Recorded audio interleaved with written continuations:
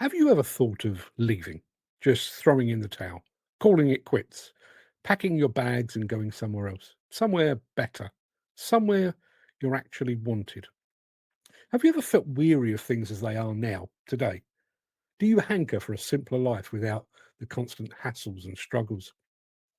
Have you ever looked around and shaken your head in disbelief at what we've become? Have you ever looked at those in charge, those in authority, those with power and thought, I wouldn't trust you to walk my dog? Have you ever looked at those around you and thought, you don't belong here? You have no right being here. Your very presence is dragging us all down and making things worse.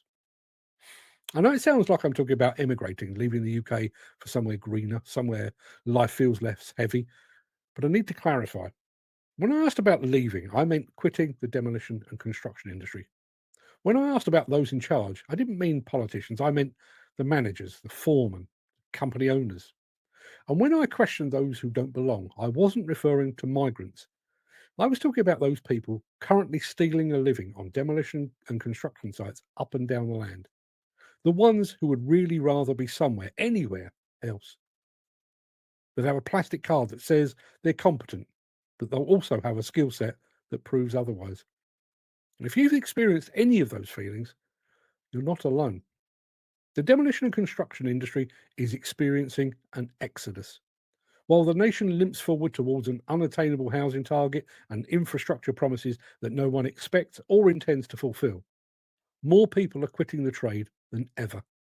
The workforce is shrinking. On average, tens of thousands leave every year, many through retirement, some through sheer disillusionment. And fewer young people are replacing them. Despite talk of apprenticeships and training, a significant portion of those who start that training fail to finish it. Young hopefuls step onto sites only to quit within a year, lured away by easier work elsewhere, or simply beaten down by low wages and brutal shifts. Now, admittedly, conditions can be punishing. Fatigue, stress, injuries take their toll. Weekend shifts and early starts, afternoons spent breathing dust, evenings spent nursing sore limbs, and then commuting home, if you're lucky, only to do it all again the next day. Wages creep up, but by the time you factor in the hours, the risk, the travel, and the weather, you start to wonder if it's all worth it.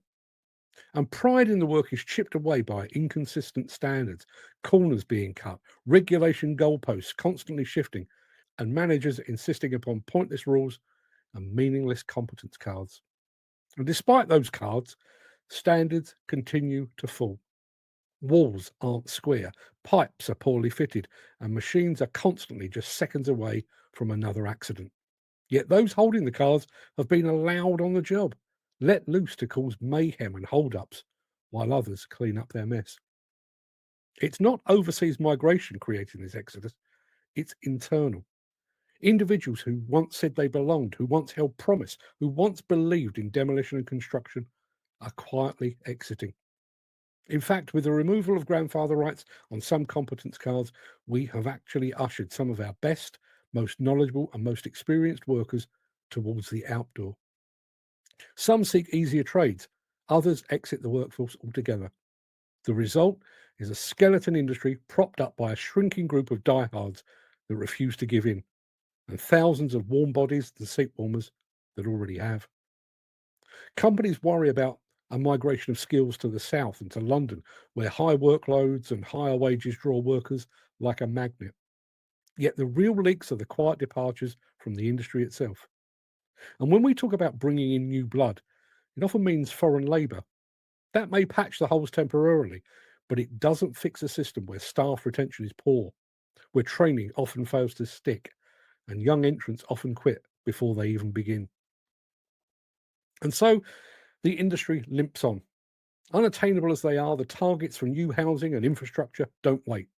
The signs suggest that things will collapse if nothing changes, but in practice, the sites carry on. Buildings are handed over, certificates are issued, competence cards are waved around like hall passes. Yet behind the paperwork, the real skill and the real experience is often missing. So, what remains?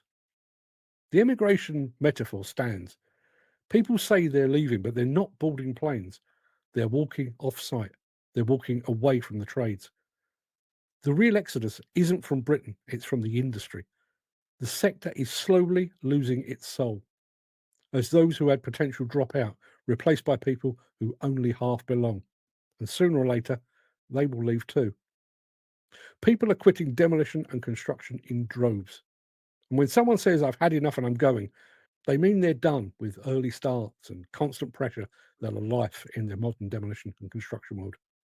They're not emigrating overseas, they're emigrating from the trade.